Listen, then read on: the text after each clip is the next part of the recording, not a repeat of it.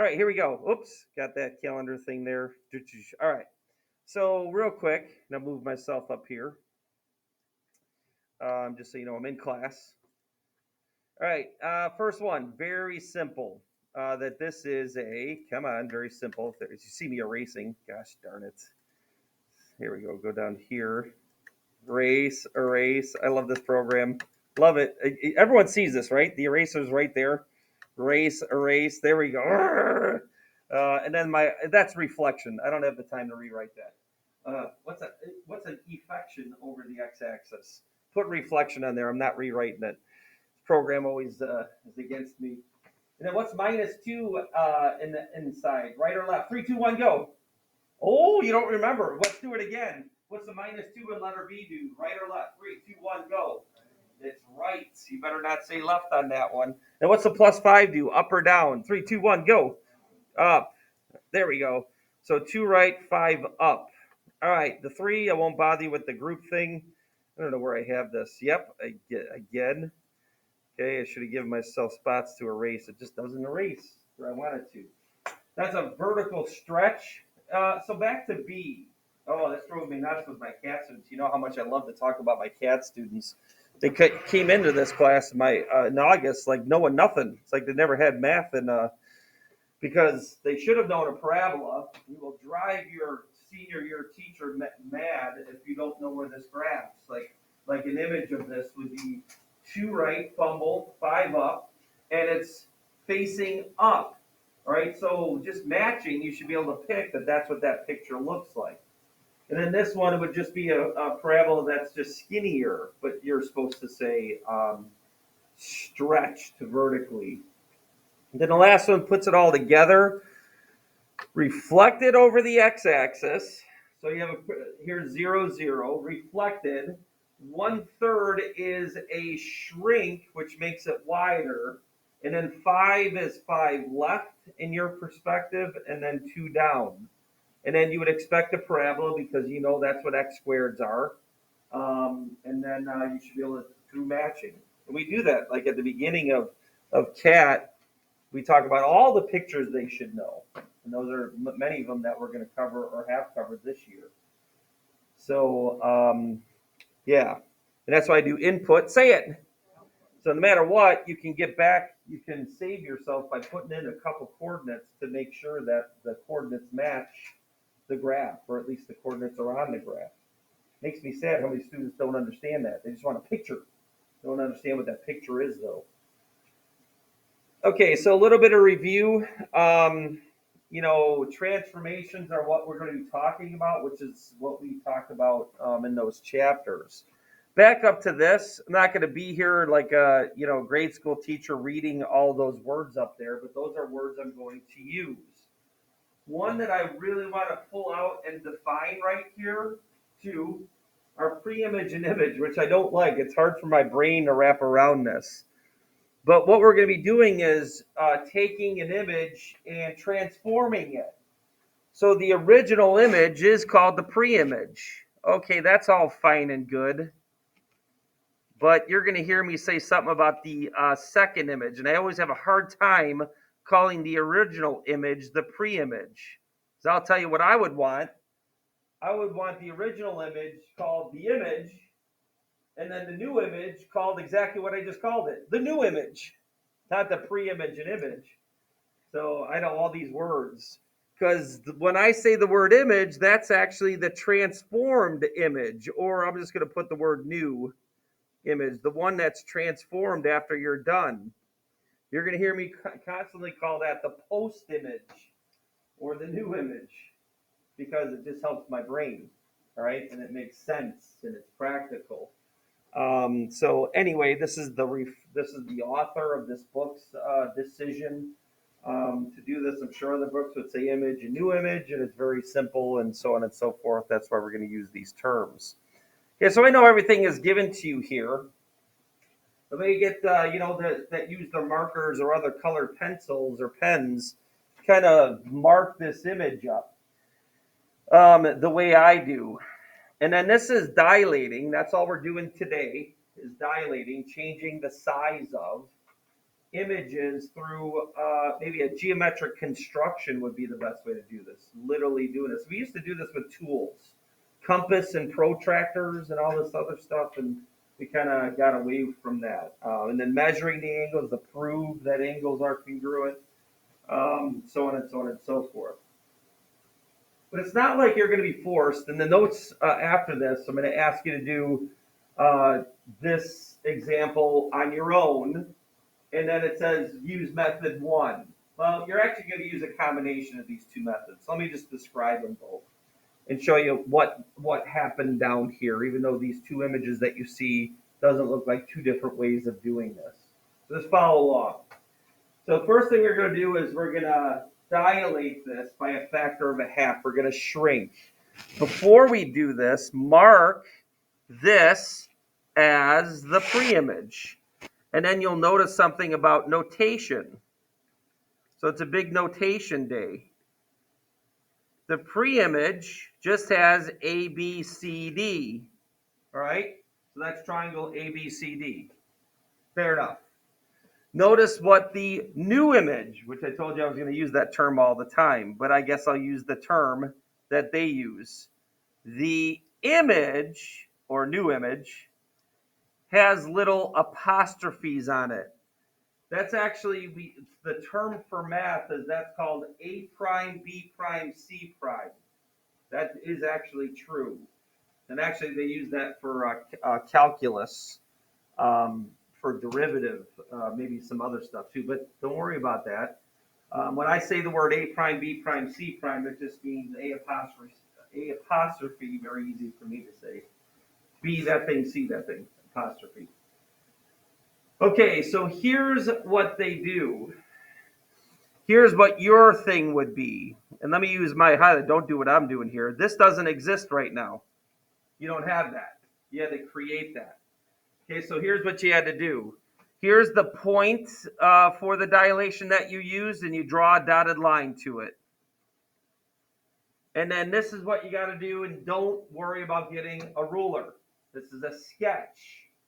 But for me to get this point or this image to be half the size, I have to go half the distance down this dotted line. And I got to kind of guess where that is. Or if you wanted to get a ruler, go for it. Measure this and then go about halfway. All right, and that's where my new point is. Now look at my sketch here and see how close. Boom, I got lucky. All right, and then I go along this dotted line. I draw it to this point. Oop, I went too far, sorry. But anyway, it's right here. So I go about halfway down and put that point there. And then I measure. Does this look the same distance as this? Okay, so I knocked it down by a factor. I knocked it down by a half when you knock it down that one length there. And then this same thing here, this point. And then I mark this.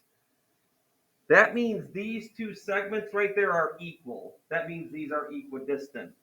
Now, I know the other two teachers did a little geometry day yesterday. I didn't really care about that because I know as I go through these things, I'm going to mark these things up geometrically.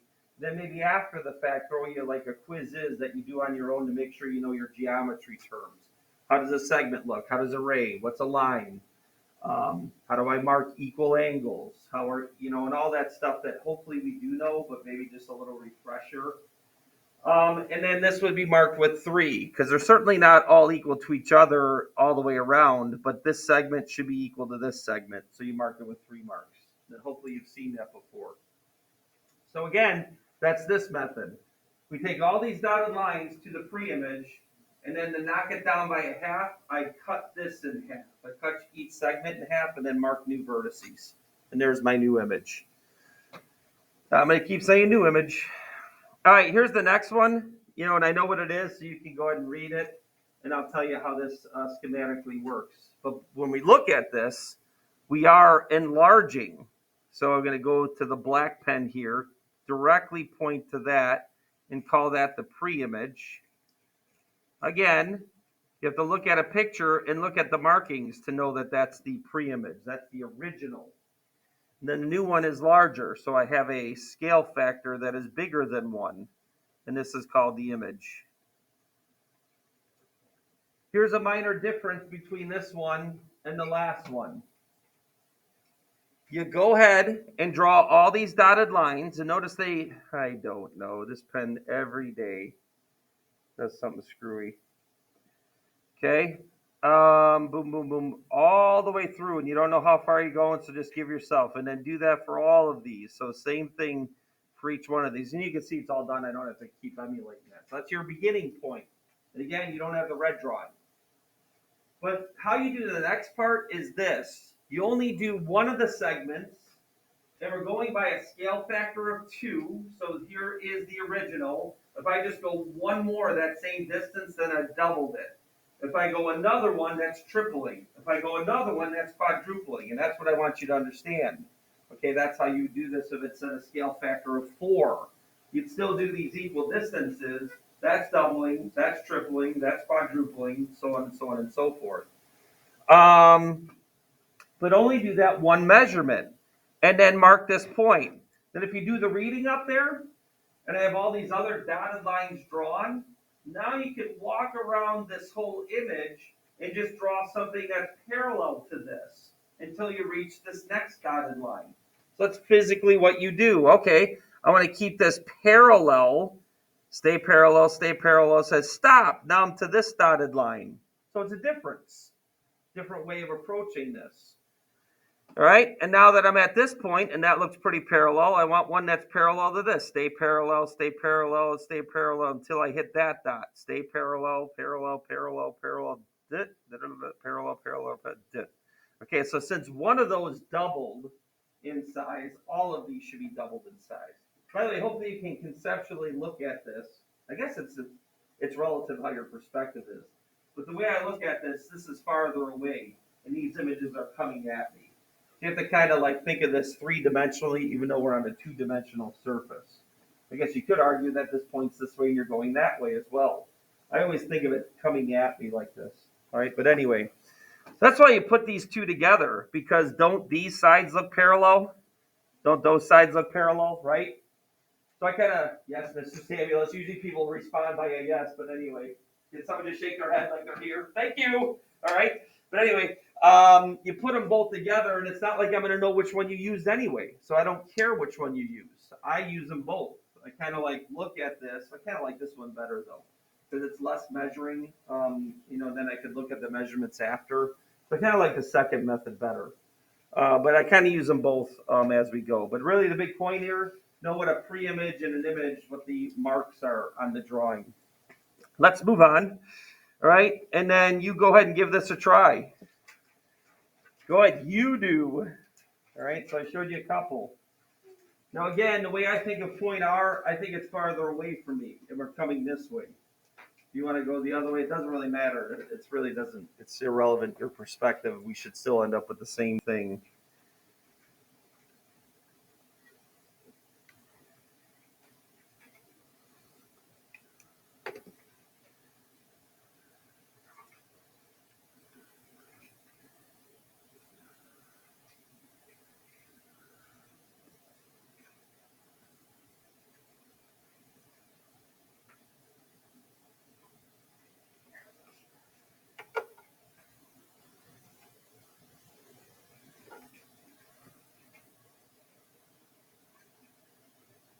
Okay, on the quiz, as you're writing this down, we're having this little quiet time. Oh, and then online, you could already see the answer. In class, they can't see what I'm doing unless I screwed up. Nope, I didn't screw up. Okay, and then online, I just went to my other notes and didn't redraw this because I didn't feel like it caught me. All right, but anyway, I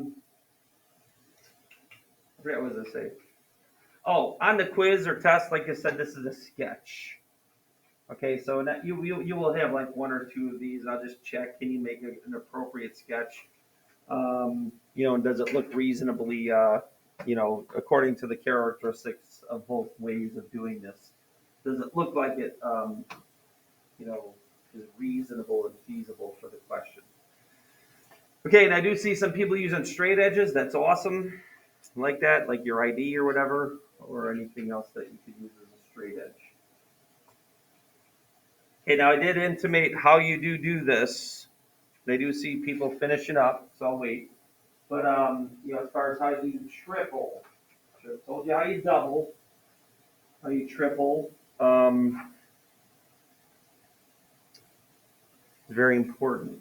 I just want to check some. I want to check the stock market. Anyone know what's happening to the stock market these past days?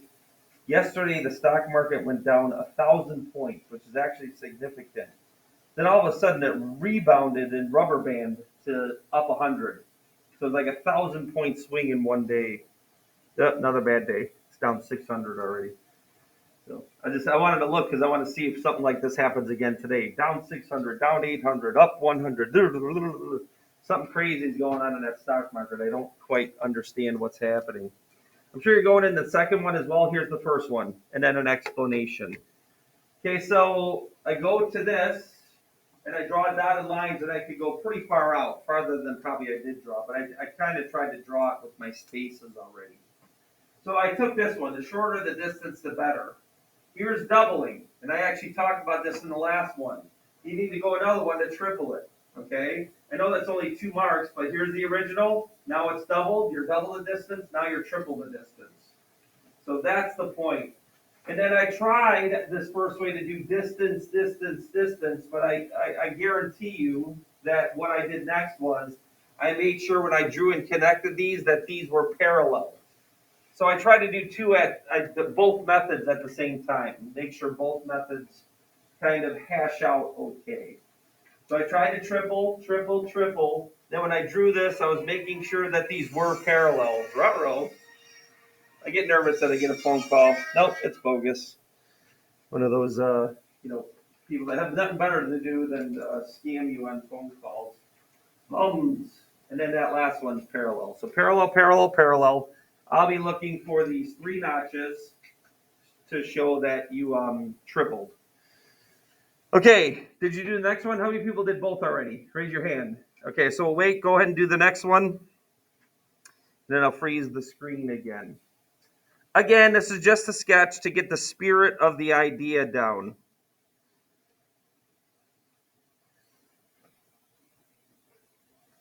Then the next one, I know it's easy for me to grade because I'll have the given dot and the given image, and I have the expectation of where the picture should be about.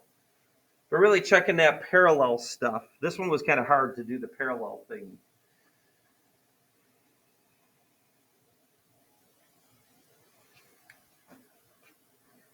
This one, I literally just did the second method. And I'll show that on this. And I didn't mark my letters, so I'll give myself a second to do that.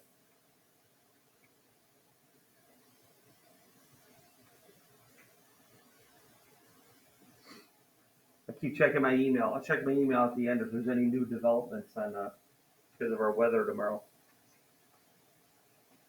Minus 20 degrees. That's pretty rough. My car was freezing for 20 minutes. I should have worn gloves. I could barely touch my steering wheel. It took forever for the frost to come off my front and the back, too. I ran my car for 10 minutes before I got in it and still couldn't catch up. All right, catch up. All right, here we go. Boom. I took the shortest one. So I drew the dotted lines, and then I took this one. This is the shortest one. 1, 2, 3. I needed 3 dots because 1 dot would take it half. 2 dots is taking it down 2 notches, which is a third. That's what you got to understand. I can equate this to, remember I just checked the stock market. At the end, I'll give you an idea about how this is occurring like this. And then I just did the parallel thing. Because I really found it hard to split this into thirds as well. So I drew this, and then this line here, I tried to draw a parallel line to this dotted line. Looks pretty good, but it's so small, though, it's kind of hard to match that. I had a hard time with this one. I think I had to draw it twice to get this one to look parallel to this one, and then snap back. And you know what? I feel pretty reasonable that looks decent.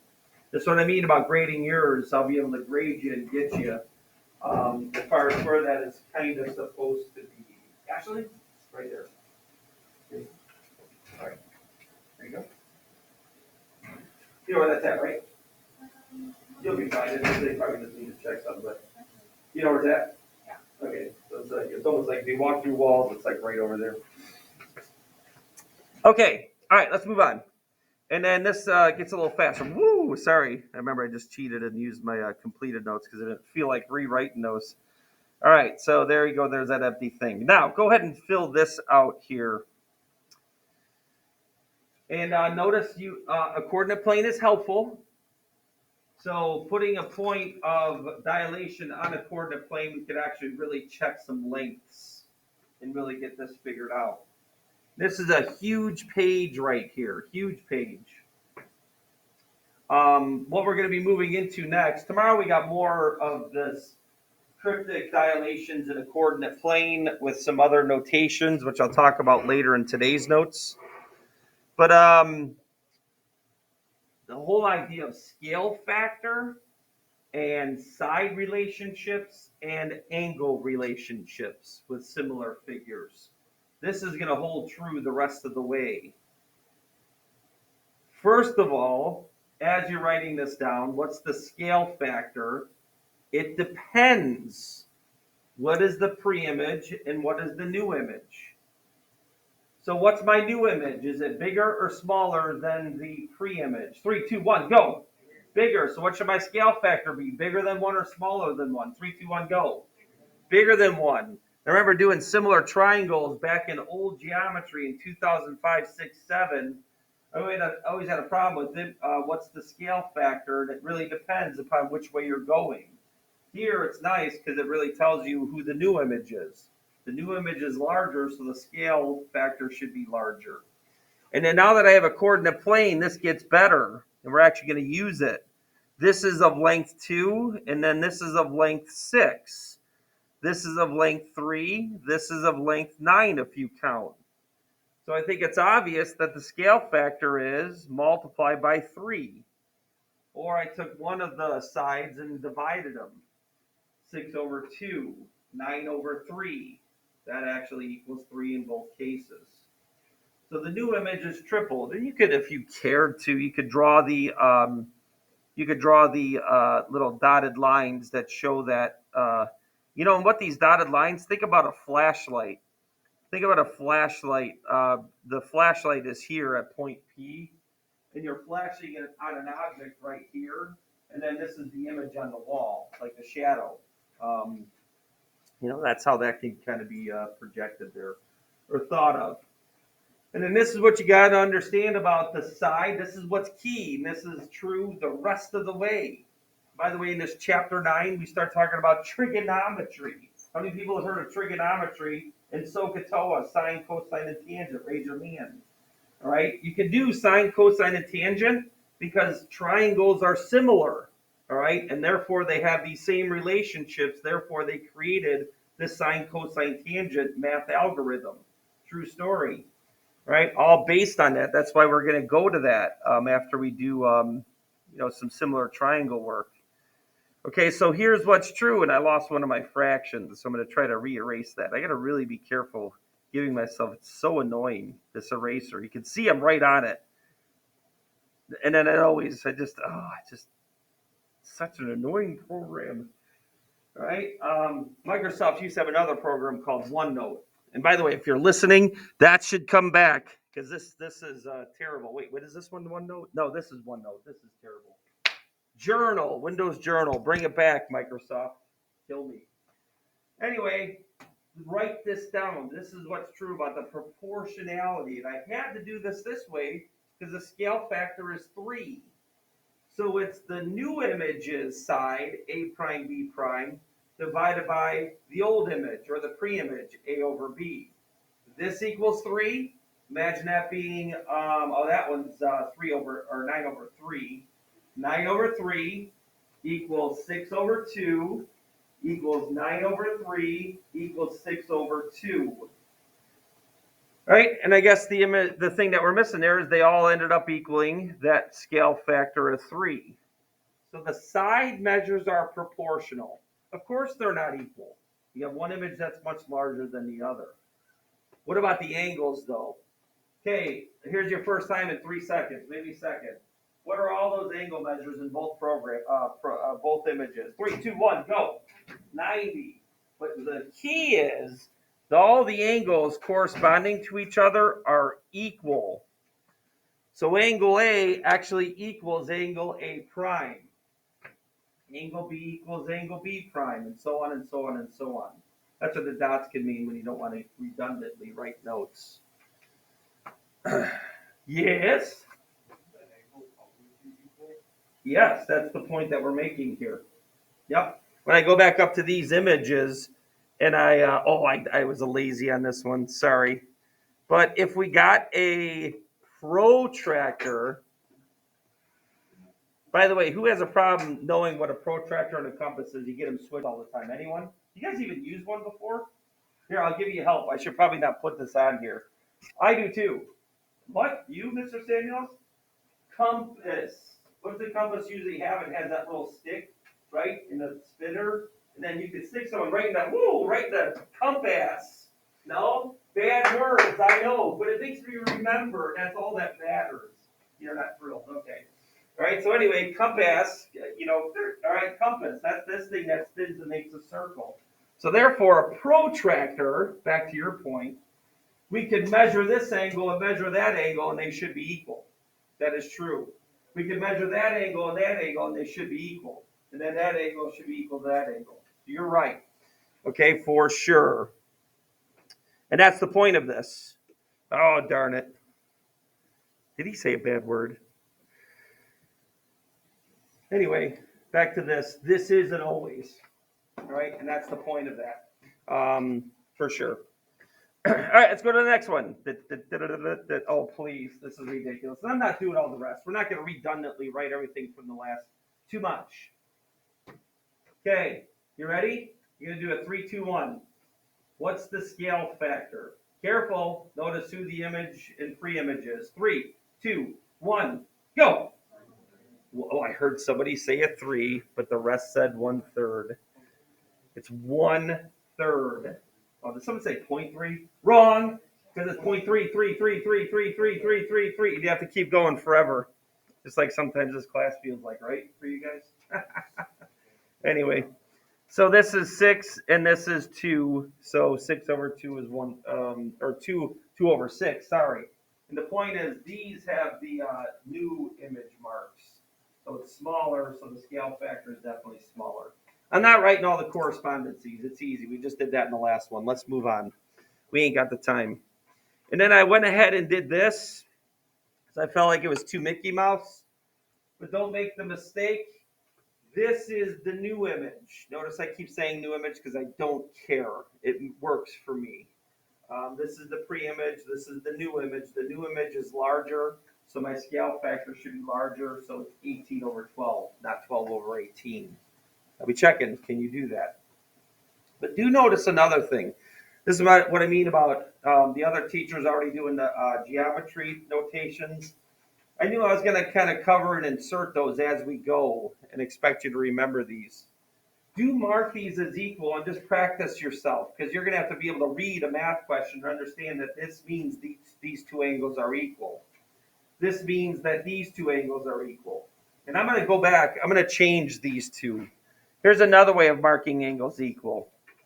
You could just do one arc because these other ones have arcs with, also little slashes in them. So this has an arc with 2 slashes and 2 slashes equal. 3 slashes, 3 slashes. One arc, one arc. Okay. The other way we could do this is 2 arcs with 2 arcs.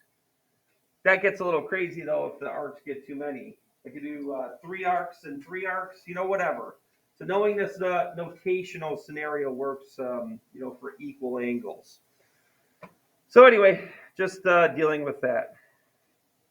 Okay, and then I think I just kind of did this with the other R2. What is the scale factor? 3, 2, 1, go. It's just a half. Let's move on. Okay, and it's a reduction. Because now this gets good.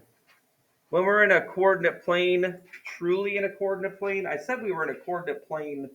I should have just said grid because there was no X and Y axis. So that's some math stickler that's actually watching this movie. It's not a coordinate plane, Mr. Samuels. Now it is. When you're in a coordinate plane, this makes your life a lot easier. There's no sketching. There's actually, you're going to be able to do this specifically, right? And then this really goes into tomorrow. And like I said, I couldn't care less if tomorrow was a remote day. I already had videos set up, and I might just do that tomorrow anyway. So maybe bring your earbuds if we are stuck in school tomorrow, because I do have a setup of, and I might just, or I might just show them in class and see how I taught last year. Sometimes that's entertaining to do, and that way you get two Samuelses teaching. But we'll see. When you're in a coordinate plane, and I gotta see, determine the coordinates of vertices D3. Okay, yeah, it's in here. This means the origin is the point where you emanate the dilation from. So that's the point here. And that goes for tomorrow and all our new things. I will mention what tomorrow is. Capital D stands for dilation. I'm not going to remember all of them. I did look at the notes again. This was new to me last year. But I know there's a capital R and there's a lowercase r. I believe capital R stands for reflection. I might have these reversed. And then lowercase r is a rotational dilation. And then we're also going to reflect. I said that already. And then translate, I think, is some other possibilities. So they have these different notational things of doing this. So what this means is dilate by a factor of 3 this triangle. And that's what you need to understand. Again, mathematicians are lazy. They don't want to write all that out. They want to give you the notation, and then you're supposed to know it after that. Here's how we can make this easy when we're in a coordinate plane. Just get those coordinates. And I swear to dog, I know I'm going to get on my seniors again in CAT. They don't know how to move around in a coordinate plane. They prove it all the time. I tell them to go up here, and they call that 3, 0. And I want to run out and jump out of that window. This is 0, 3. All right, x first, then y. So what is coordinate A? 2, -1. What is coordinate B? -1, 2. And what's coordinate C? 3, 0. Making sure I'm not making a mistake. And then to truly triple this, all you would have to do is triple all of the coordinates. That's the great thing about coordinatizing stuff. NASA, I guarantee, 3D coordinatizes space. Earth is actually two-dimensionally coordinatized by latitude and longitude lines. True story. Right? So we can locate things and do stuff like this. So that's the point of coordinatizing. That's the point of using coordinate planes a lot. So when I triple these, this is 3 times 2, 6, -3. 3 times -1, 3 times 2. 3 times 3, 3 times 0. And then this should make sense. Our first coordinate, 3, 6, 9, we're going to go off the scale. That's where that would approximately be. Do the best you can when your coordinate plane is not large enough. Even letter A kind of goes off the scale. 1, 2, 3, 4, 5, 6. Not too bad. 1, 2, 3. Somewhere right around there. And then when you check and connect these, just make sure they are parallel. Now you could use our previous methods. Maybe a little bit off. Maybe I got to move that a little bit over. And I might, because it doesn't look all that great parallel. Maybe I had to go a little bit farther on this one to make this look like it's parallel. Those are the adjustments that you can make. Still don't know if I did the perfect job, but that's the idea. Then the last point that I didn't draw was -3, 6. So -3, 6 goes off into the letters here. And then doing the best I can with a straight edge, you probably do better than me. And that looks parallel. And that looks approximately parallel, so I'm liking my image. So seeing how I triple the coordinates actually triples that drawing and does hold the other relationships good. All right, so understanding notation, we're going to build on that tomorrow and change some stuff. All right, you try, and then we got this last one. So go ahead and you try, and then we'll leave it at that. So do the coordinate thing. Then I will talk about, I'll talk about that stock market and how many marks there are actually happen.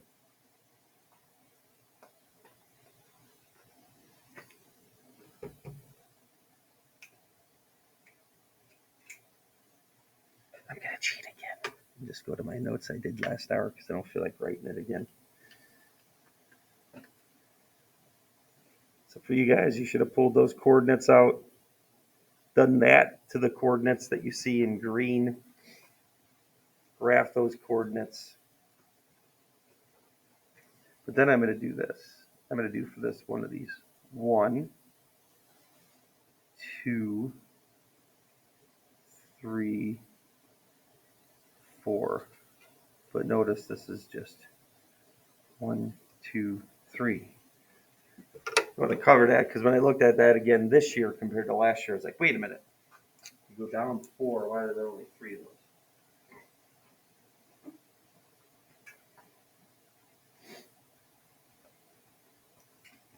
How many people are done? Raise thy hand. All right, I'll go ahead and show that's a majority. It doesn't take long. Okay, so this is the math that you should have seen, which I showed online for the future video. Okay, I took the coordinates and 1/4 them, but then I wanted to make a correlation after that. Okay, then I draw these new coordinates and connect them, and it does look like it's parallel. I could have done a little better on drawing that side to connect those dots very nicely, but I want to make a point here. I'm going 1/4. Notice when I draw from the origin through this point, and then I draw like equal spaces. 1, 2, 3. Let me see. 1, 2, 3, 4. So, here are the dots. But I got confused with these. These are equal. So dot 1, 2, 3, 4. But notice there's only 1, 2, 3 marks to get down to that. And I looked at that this year compared to last year. I'm like, wait a minute.